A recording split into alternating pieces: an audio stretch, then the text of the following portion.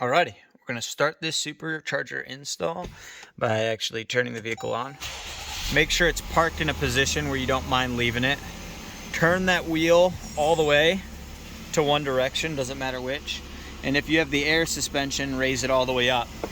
Now, while we wait for the vehicle to raise, we're turning the wheels so that we have clearance in the wheel well, which we'll show you to take off the front bumper, and we're raising it up so that we can get underneath the car easier. So we can see right here, the car is still raising up, and we're also going to pop the hood while we wait for that. Almost there. Good. We can go ahead and turn off the vehicle now. Okay. Now you can see, because we've turned the wheel, we have clearance all up in here. If we go around to the other side, we also have clearance here. We pop the hood, so we can go ahead and unlatch it like that. Now, obviously you won't have this installed yet, but I'm showing you how to take off the bumper, which is the first step. All right, let's go ahead and do these steps. So the first step that I recommend is that we go underneath the vehicle and we're gonna free the bumper. The way we do that is we have this thing. So we're gonna twist it and pull out. Now, if we look here, there's another one. And then there's even a third one right here. Okay, that's what holds the bumper from the bottom. Dropping my keys, I'm dropping everything. But now that we have released that, now we're gonna go to the side of the vehicle. And we'll see right here, which is difficult to see, there's a hole. But that's because I didn't put it together properly. For you, it will look like this, which is a push pin. But this is not a typical push pin because this push pin, we actually need to push the center. So this is what it looks like, just like this. So what I did is I took a coat hanger, right? This is a coat hanger. And I'm sure there's a tool for this. But if you push on the inside of this push pin like this, I'm trying to get my hands out of the way. If you push it, it'll push this pin forward, this part right here. And doing that will allow this that's bent out to straighten. But you'll see that if you don't do that, this pin will be pushed in. And now look, it's flared out. You try to pull it out, it's not going to come out. So we have two of those. We have one here. Apologize that it's hard to see. One here. We have a second one right here. Okay? Then we have a bolt that is right here.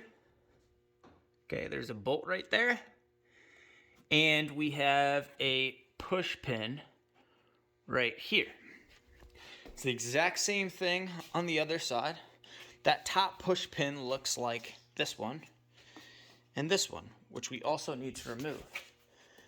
Now, you get this from Amazon, wherever, Walmart, they all carry it. What you're gonna do is you're just gonna shimmy this little thing in here. Sorry, I apologize, I'm trying to do this one-handed. Shimmy this in like that. Okay, and we're gonna lift up a little bit. Okay, just like that. If it comes out, that's fine. Just make sure it doesn't go flying. And then, we'll just take it out for demonstration's sake. And then, we need to get under this. Like that. Bam. Now, if you don't lose these suckers, I would recommend putting this top piece back in here, just so you don't lose it. Just like that. You don't need to push it all the way back in, but at least it's one piece. So if you lose one of the pieces, you'll lose both of the pieces. Alrighty, so hopefully you can see me in the frame. This is going to depend, this next step, on the trim level that you have, because Jeep didn't want to make it easy on us.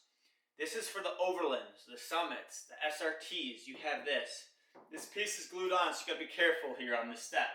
You're gonna push in here, and you're gonna pull here. You're gonna feel it click. and then we can work our way around. We've released it on the bottom. On the top, we've also released it, and on the side as well. So we can go ahead and start taking it apart.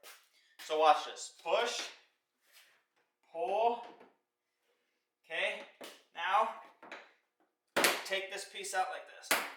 Just like that. Sounds scary, doesn't it? Yeah. Okay. So now I'm just going to work my way around.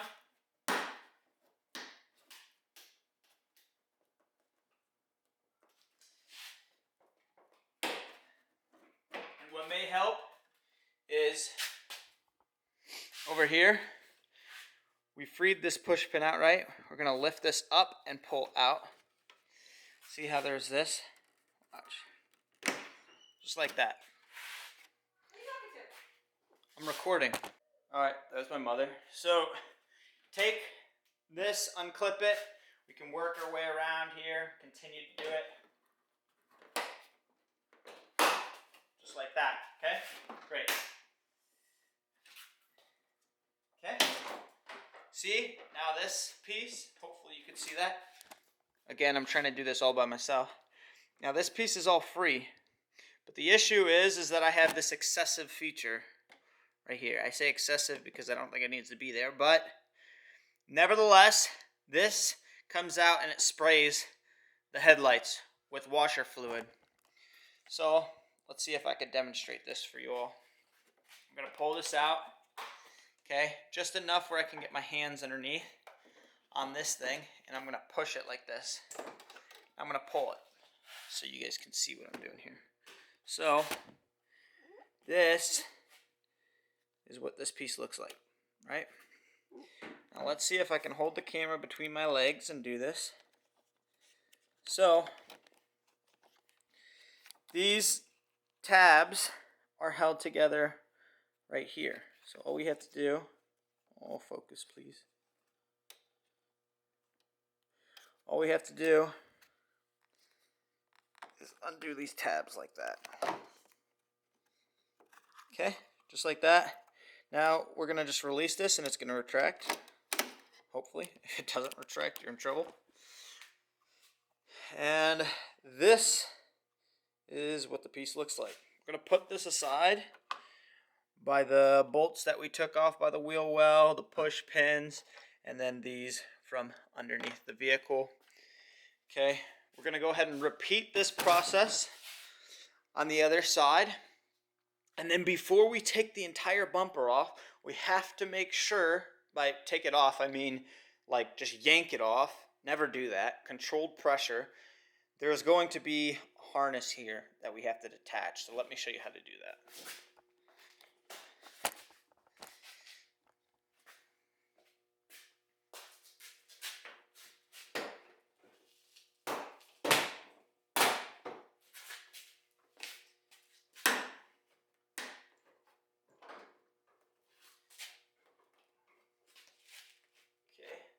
Going to release this and lift up this flap here like that. Now we're going to continue to work our way around the bumper.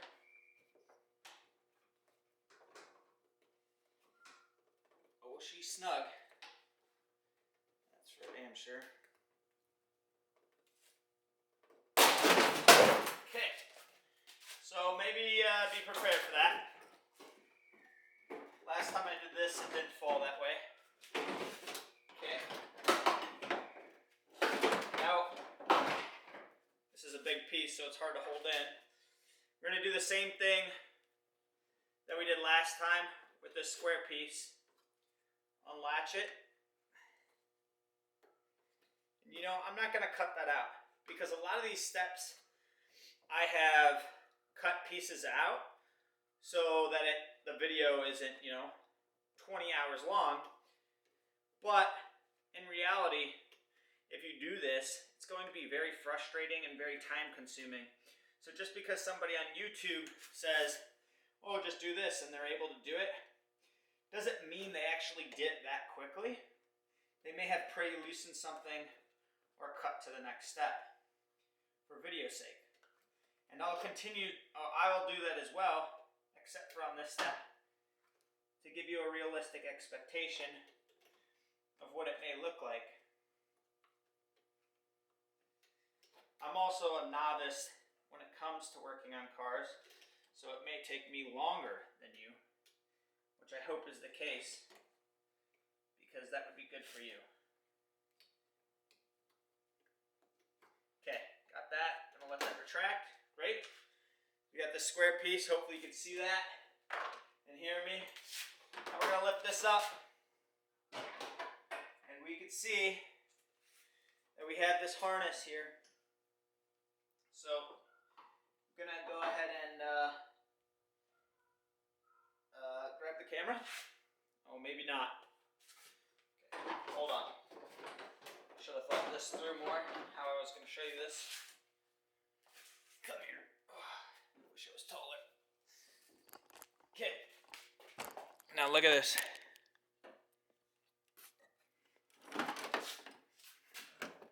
Down there. Hopefully you see that great thing right there. We need to disconnect that. Now ideally we're not scratching our bumper on the floor, but look at this. Right there.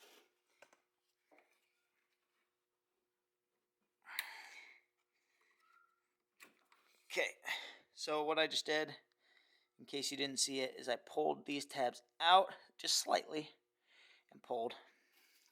Now, we also have another connection right here. It's connected. So, in order to undo that, we're going to pull this red tab out. Okay. And then it should just pull right off, I would imagine. That's how a lot of these tabs are going to work. So pull this down. Maybe if we have a flathead or a trim tool to assist us. Just like that. Now I did stop the video, and the reason why I stopped the video is I couldn't figure out how to detach this. So the way you do it is you pull this red thing all the way out, pop like that, and then what you have to do is you press down on this black piece, press down on it, and then you're going to pull apart this from this. Now, if the bumper fell like it did for me, this is already going to be super tight, these two pieces. And so you'll have to push them in, then you'll press. Just push them in so they're, you know, and then press on this black piece right here, and then you can pull it out.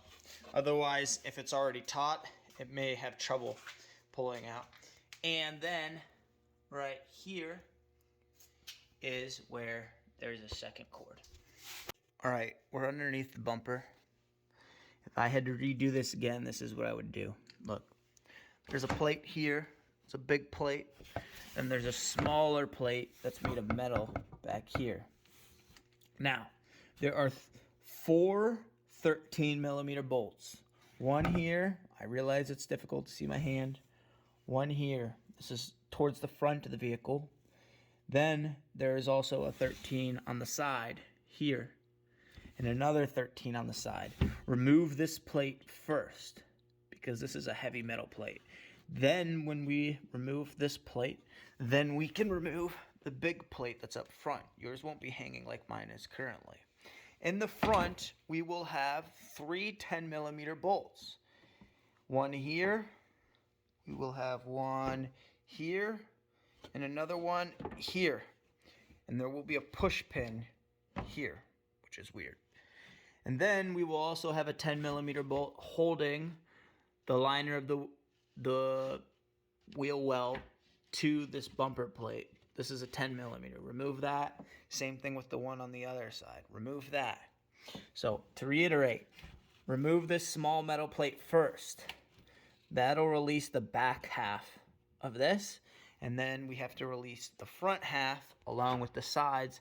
This will come off. So now we're going to get a stock read on the vehicle before we send the PCM out, before the supercharger is installed. This is a very important step. What we're going to do is we're going to take that tool that we had, this one to be exact. We're gonna plug it into our laptop, and then what we're gonna do is we're gonna key cycle to the run position. My foot is not on the gas, or sorry, the brake, so the car is not, you know, fully operational. We're going to plug this in underneath, just like that, and we're gonna download the software first. So we go online, and all we're gonna search is HP Tuners install. When we do that, it'll bring us to this page. You're gonna download the stable version. It's gonna download Suite, which includes the scanner application and the editor application. After you do the regular install like you would for an application, it's gonna say, hey, are you sure you wanna download this, blah, blah, blah. You click yes, yes, yes, yes.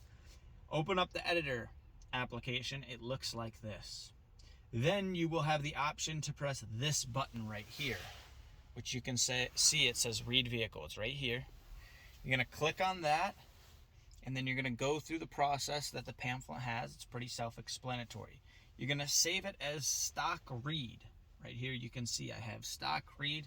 You're gonna email that to RIPP.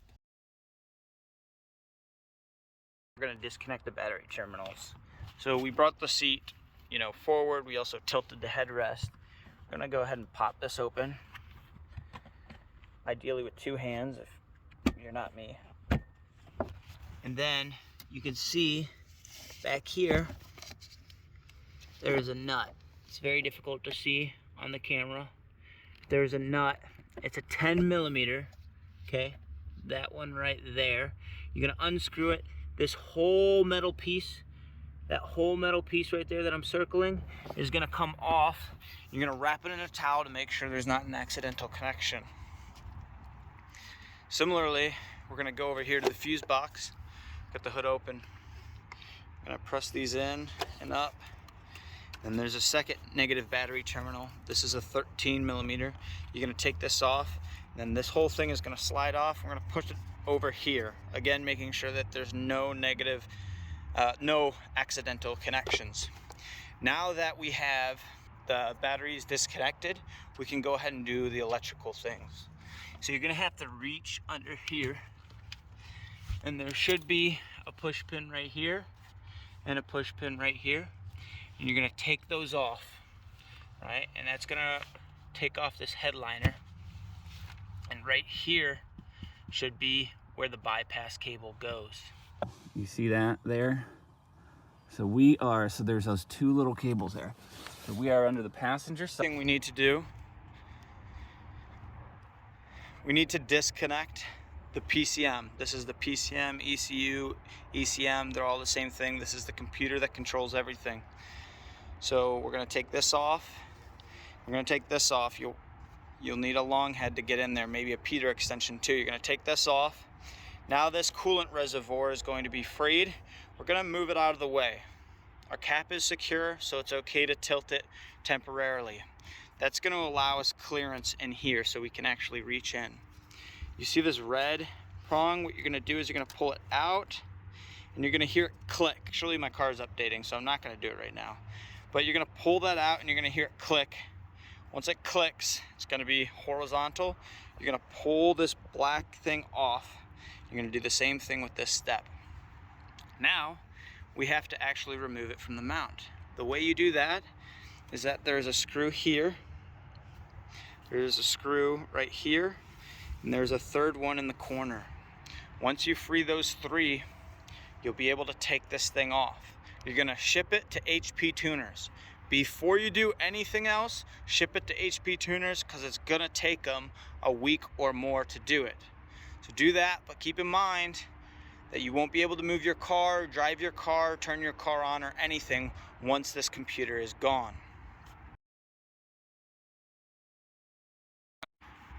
Our next steps are, we are gonna take off this engine cover. This, I believe, will be a 10. My engine's hot, but this is, and make sure your engine, please, make sure your engine is cool when you're doing this. 10 millimeter, you're gonna unscrew it, and you're gonna pop it off in 4 corners. 1, 2, 3, 4.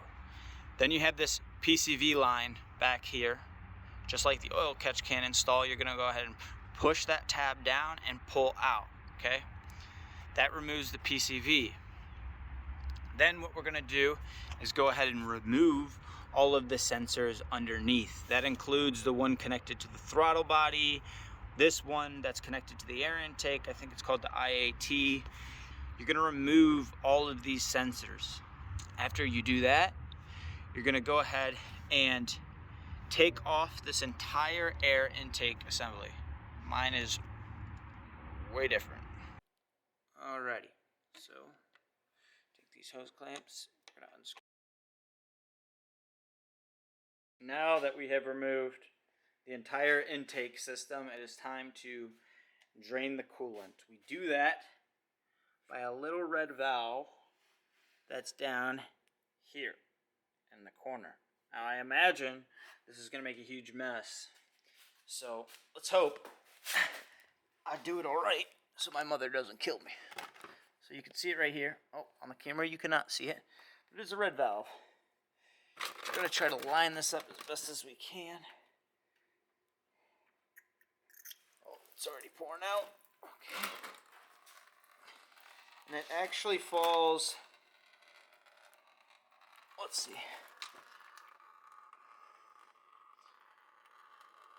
So you actually don't remove the valve all the way. Just enough where it starts pouring downward. Okay, so let that drain, and we can monitor the levels by looking at this thing.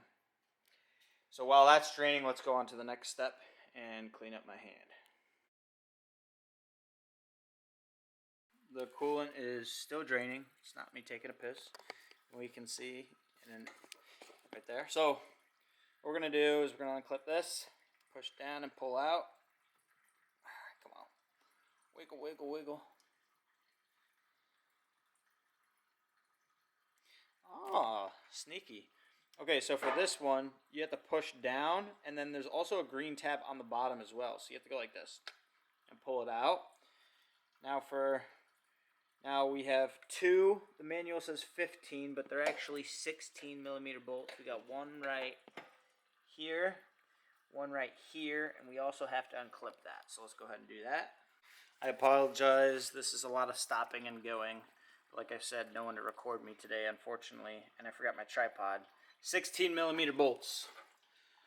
Don't be afraid to use some elbow grease to get them off. They were fastened quite in a bit for me. And then it's always interesting trying to figure out how these harnesses come undone. So this one, if it's in there, obviously it's not pushed all the way in right now, but you're going to push down with this finger, push down with this finger, and then with the other hand, imagine this is my other hand right now, I'm going to be pulling the opposite one, right? So I'm pushing down right here, and simultaneously with the other hand, I'm going to pull this one out. Found it just when I put the camera down. So we have to loosen this up. It's a 10 millimeter. Then we have a push pin that is right here. Okay, and then down here, right here, another 10 millimeter. And then this plastic piece should be free. So that I can get better access to that connector on the EGR valve, what I'm going to do next is I'm going to lift up on the harness and pull it towards the front. We're going to go over the EGR valve basically. We're going to have access to this connector right here. Now this connector has two locks just like the rest of the stuff we had come across already. Difference is this one has a gray color lock instead of red, but the way it operates is exactly the same. We're going to use something like a flat tip screwdriver and we're going to lift up. Once we lift up, we can push in and release the connector. Now that we got the harness repositioned, we can clearly see where the bracket is right here. Now this is the bracket that attaches the upper intake to the cylinder head. We got a 10 millimeter nut will be taken off right here on the stud, and that 10 millimeter bolt. Those two will come off, and then the bracket can be taken off and set somewhere where we will not lose it.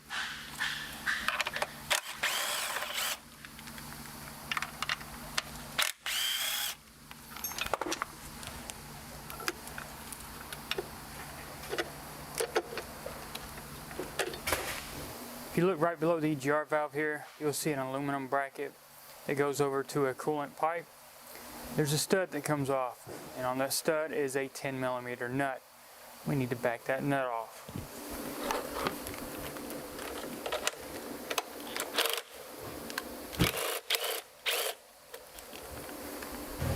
So that nut removed, what we'll do is we'll grab that bracket and we'll slide it off the stud.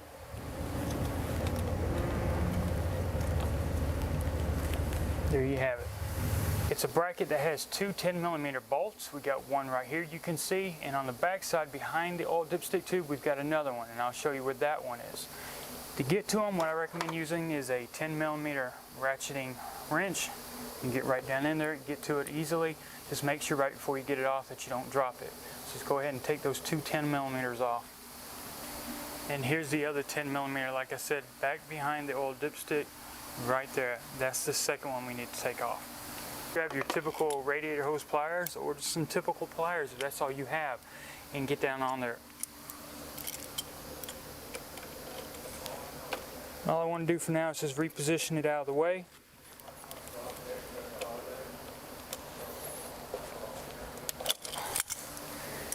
Now we're not going to necessarily fight with this hose right now. What we'll do is wait till that upper intake's been unbolted and we can start repositioning it. Then we got a little more access to get in there and wiggle everything. So we finally reached a point where we can actually unbolt the upper intake from the lower. We've got a total of 8mm bolts going around the perimeter right here. We got one on the back side, it's a little hard to see. We got one right below the wiper area that's a little bit tight as far as clearances. Go ahead and start backing those all the way off.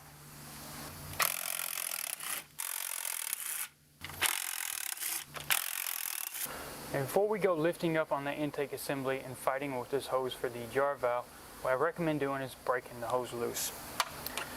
Now you use your typical hose pick. This is what you would use on a radiator hose or any kind of larger diameter hose such as this, or even a heater hose. What you do is you work it between the component and the hose, and you work around the outer perimeter. Because these hoses have a tendency to want to stick on to whatever they're mounted to. So it's best to go ahead and get it broke loose now. That way all you have to do is pull it off of the component instead of trying to actually break it loose at the same time. So just try to go around as much of the perimeter as you can. You have it. Now since you got open ports into the valve area, you're going to want to put a rag or something, a clean rag, over so nothing gets in. And to take out the fuel injector plug, what you do is on this orange part right here, you just pry it up. And once you pry it up, and there you go. So now there's two T30s that we're going to take off.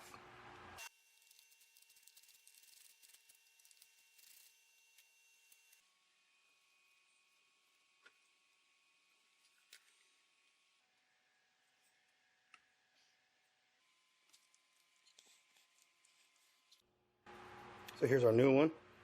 I'm going to put a little bit of a silicone paste on it so it's easy to slide into the hole, and then the rail is going to be easy to slide onto the O-rings. I'm actually going to do them on top of both the 3 and 5 cylinder, just so the whole rail slides on easy.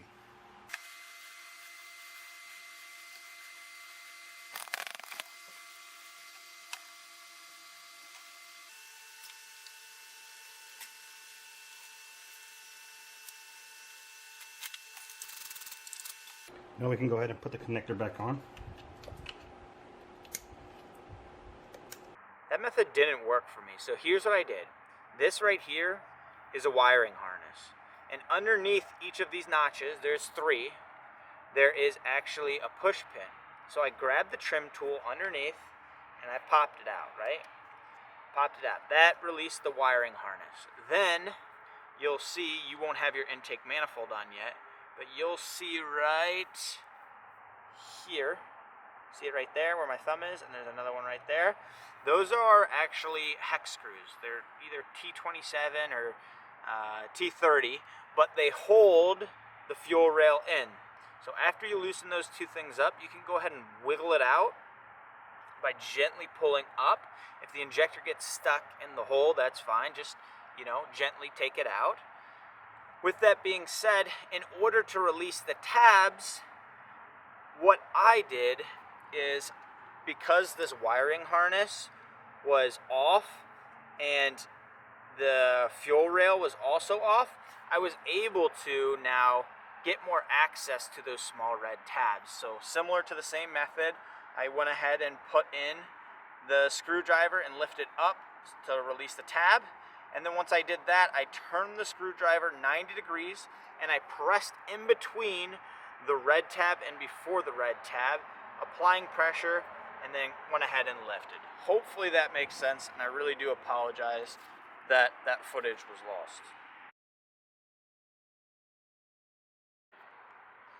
Now the next step is we're going to actually take off this spark plug boot. In order to do so, we don't have to undo the wiring harness at all. We're going to go ahead and unscrew this right here. Once we take this out, we can go ahead and wiggle this out and up. Now, it does have rivets on the top, and so it's going to sound like a suction cup when you pull it out. You know, take it off, put it to the side, make sure the boot itself stays clean. It's like this rubber sleeve. Now inside, you're going to have the spark plugs. You need to take those spark plugs out. The way you do that is not with a ratchet and a Peter extension, but actually with a spark plug specific tool.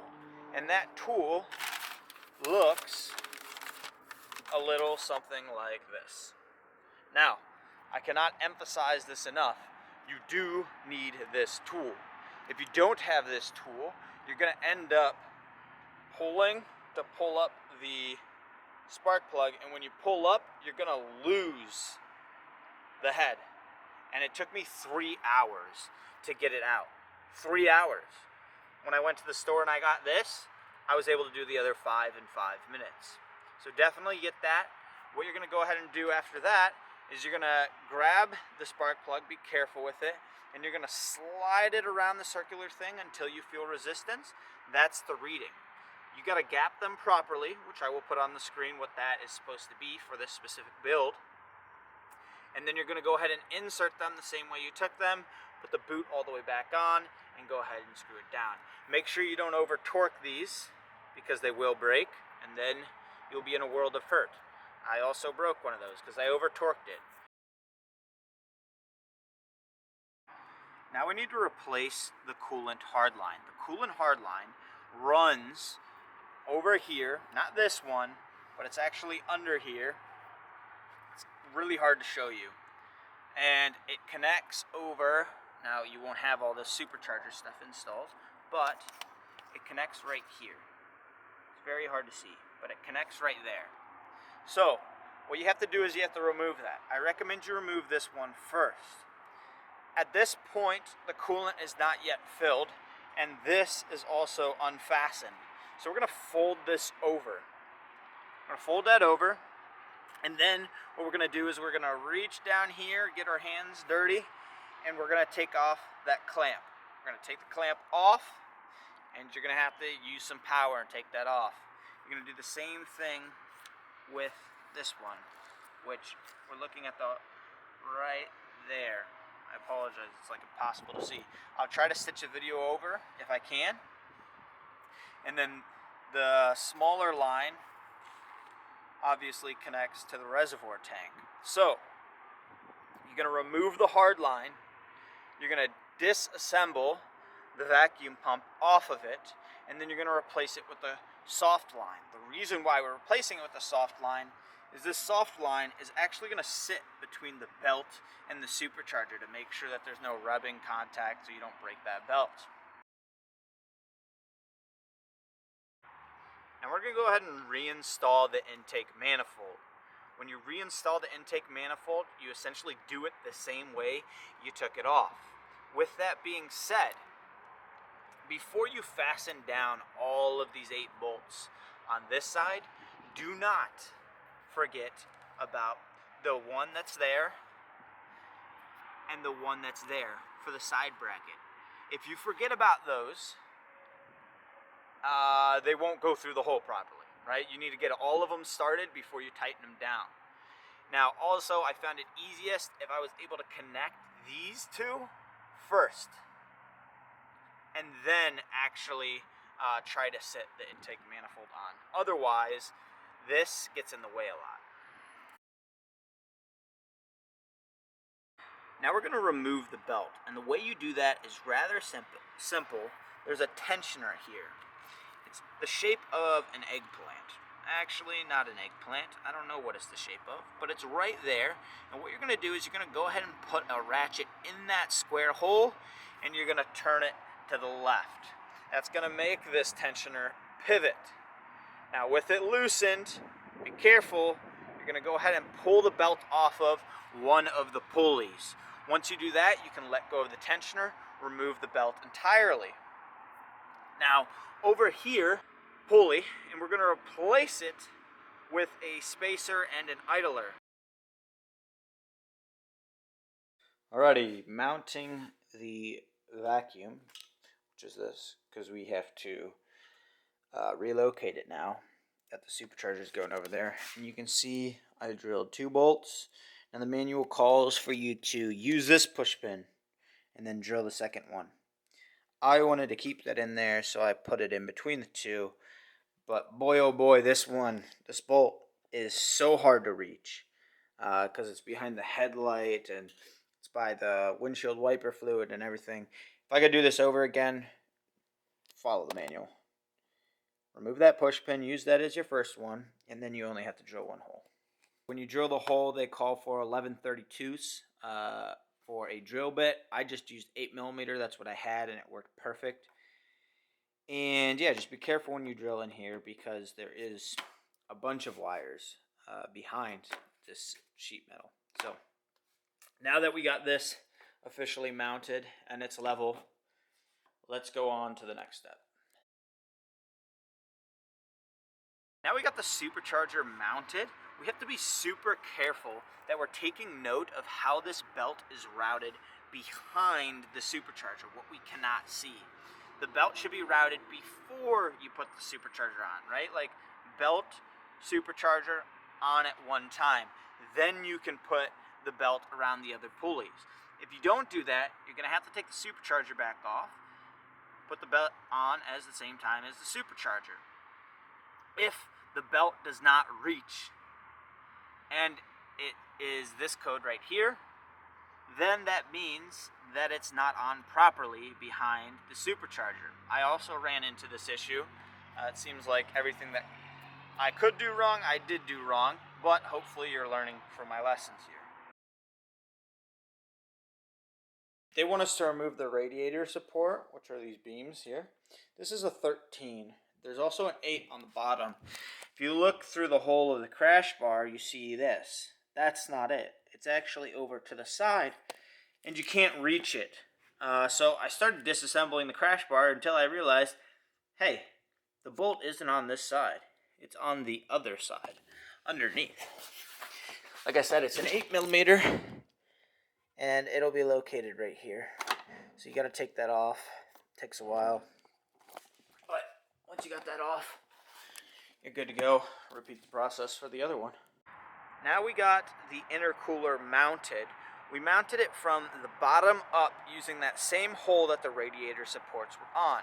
We're keeping everything loose so that we could fit the boost pipes and make sure that everything connects. And then after the fact, we can tighten it. Finally got the horn situation situated. So I went to Ace Hardware and I got these short bolts.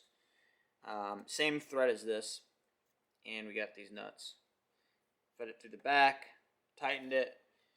Now you have to mark, we drilled holes for this tab so it could sit flush.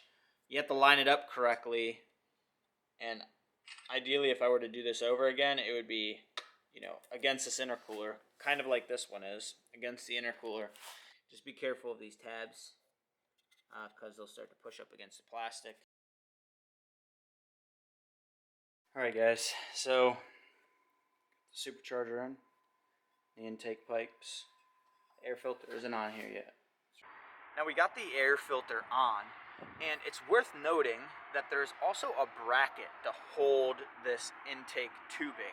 And the reason for that is it's suspended and it's right over the other boost pipes. So we need to make sure that, you know, we're not making any contact here. So the mount actually goes right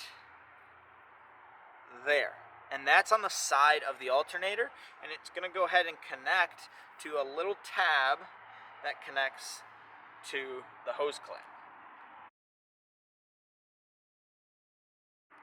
we have our blow-off valve, or sorry, bypass valve attached. Now, it's supposed to connect right here onto the vacuum line. However, in their specific model, the T-fitting just fit inside. But for mine, that wasn't the case. It was the same diameter as what it was supposed to go into, which is this. So what I did is I still cut out a little sliver. Then the original T-fitting that I had that was the wrong size, I went ahead and cut the bypass valve tubing because it's long enough that I can afford to cut it. I went to Ace Hardware, I bought a T-fitting that actually fit in the existing vacuum line, and then I attached it all. So we had this valve, right? And it fit perfect if you had the stock tubing. I had the J&L oil catch can, and so the piping is a lot thicker, and it no longer fit inside the piece. So I had to do a little DIY, and I had to do this crazy shit going on over here. But at the end of the day, it all works. It's all super duper tight. Just takes a lot of elbow grease. Alright, so we just connected the PCM. You need to remember that there are 3 mounting points. 1, 2, and 3. With that being said, there is this black ground wire that attaches to the chassis underneath, and it should be in between the bolt and the stand that this PCM is standing on. And when we have that, we're just going to push these in like that, and then push them down. Now they're locked in. Sweet. And there's another one here.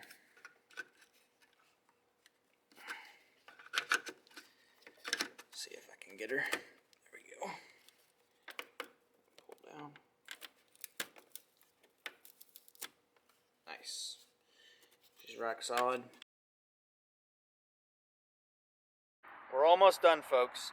So we're going to go ahead and secure the reservoir tank now. Remember, we got one here, and we got one here. We're going to go ahead and secure it, and we're going to begin filling it with coolant. Remember that the coolant is 50% distilled water and 50% concentrate. That's the cheapest way to do it. Really easy. All I did is I had a milk jug. I put water in it, and I shaked it, and I made sure it was clean. Then, when it's empty, I take half the distilled water, dump it in there, half the coolant, dump it in there, and then shake it about, and then begin pouring through a funnel. Now, you're going to notice that this thing is going to fill up rather quickly, and when it does, you're just going to go down here, see this big tube? And you're just going to squeeze it, like that. And you could probably hear it making noise. You won't have your coolant cap on yet, right? There's still a funnel here. And that noise that it's making are the air bubbles that are resurfacing. And when the air bubbles resurface, it's going to go ahead and flush the line. So there's more coolant. So all the coolant is going to sit lower. We can continue to refill it, but not above that max line.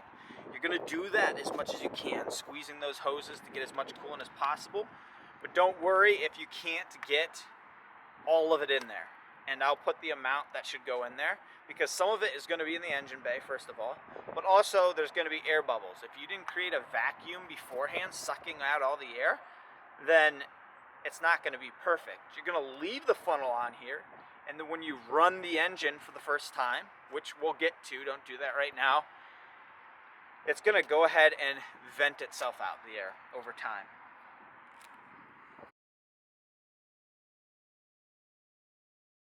Now we're going to go to the fuse box, press these tabs up and pull in, and you remember this? This is the fuse box, of course.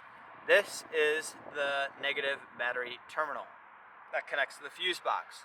I'm going to go ahead and put this back on, fasten the nut all the way. Again, remember to do that. You're going to lift it up, and then you're going to take that rag out from underneath that was holding it from making an incidental connection. You're going to put it back on where it was before, and you're going to fasten it. Make sure you fasten it, because otherwise you're going to get a code that your battery is not fastened. Now, if you didn't before, you should fill this car up with 91 octane or 93 octane prior to the supercharger install. Hopefully you got a lawnmower or something where you have a gas thing that's empty. Now that we have the batteries connected, we can go ahead and pop the side and we can fill it up with 91 or 93. This is easiest to do before because like I said, otherwise you're going to have to fill it up manually. This is just easier to do at the pump before the install. So go ahead and fill it up with 91 or 93. That's what RIPP recommends. They're going to email you back another file. This file is going to be called RIPP Base Tune. Okay, what you're going to do is you're going to go ahead and open up that file. First, you have to save it to your desktop or your folder, wherever. You're going to open it up. Then when you open it up, you're going to click Write Vehicle. And you need internet connection for this. Write Vehicle.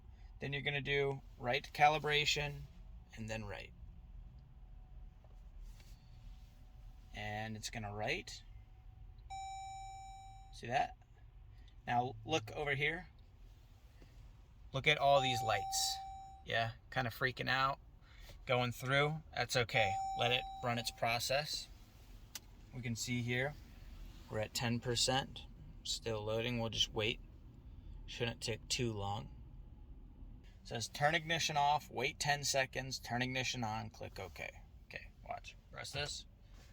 1 Mississippi, 2 Mississippi, 3 Mississippi, 4 Mississippi, 5 Mississippi, 6 Mississippi, 7 Mississippi. You get the point. It's been about 10 seconds. Then we're going to key cycle again to the run position. Click OK. Completed. Bam. See, it's done. We can go ahead and close. Now we can start our vehicle all the way. So put your foot on the brake. Start it up just like a charm. So that's how you do it. Oh, are you still recording? Okay. One last thing. If you're getting an error code on your screen, that's actually not atypical, but it should go away. It's because when you put the PCM back in the car, it may say, we can't read the PCM, blah, blah, blah. But this is how you figure out why the check engine light is there. So you're going to get off this editor tool, and you're actually going to go on the scanner tool. VCM scanner, which was downloaded with the Suite version, right here. What we're going to do is we're going to connect to the vehicle. So you're going to press this car icon. And it's now connected to the vehicle. We're going to key cycle again. The car cannot be all the way on. If it's all the way on, it will not work. Then you're going to click this. That thing that looks like an engine. It says diagnostics and info. Click on that. Then read DTC, which just means read something codes.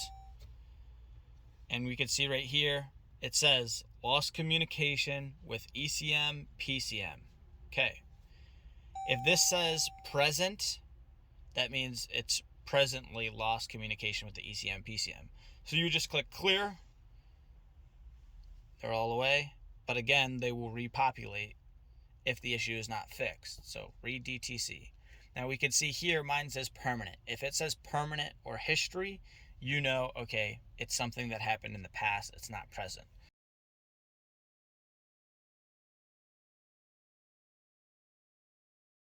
Moment of truth. Unfortunately, you can't see my true first reveal because that footage was lost, but we're going to pretend like this is it.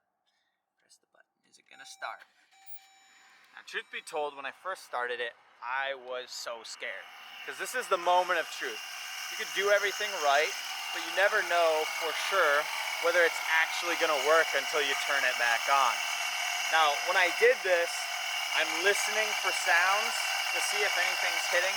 I'm also going to gently feel with my hands, nowhere around the belt, God forbid, don't do that.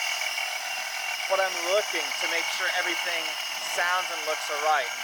These superchargers are notorious for being pretty loud, okay? So don't let the noise alone scare you. Although, I didn't feel. I smelled something burning initially, so I did turn it off. It ended up being nothing. I'm not really sure what it was. But yeah, this is the final build. This is what it looks like now. Boost pipe. Boost pipe. You got the intercooler right there in the front. Looks kind of badass, not gonna lie. And you got this thing. It's mounted, but geez Louise, this thing shakes like hell. So, yeah.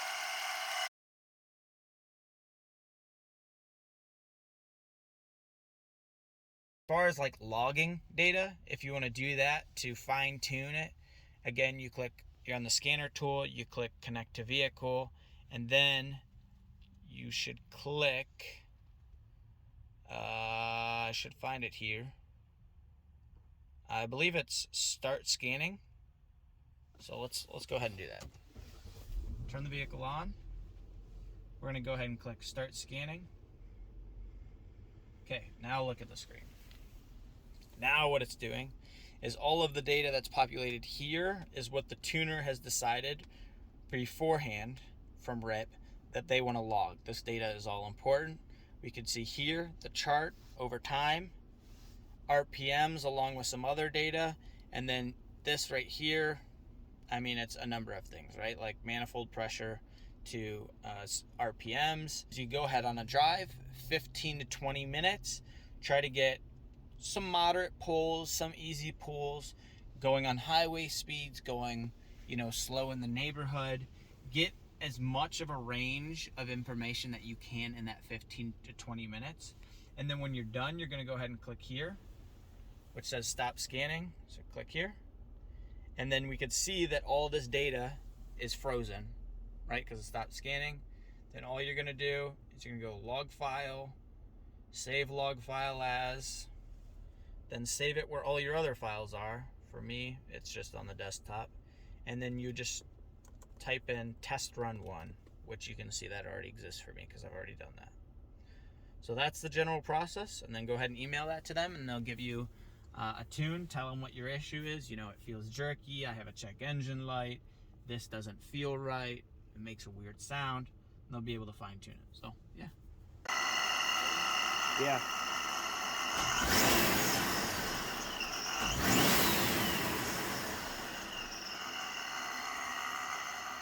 It was 2,500 and 3,500 RPMs.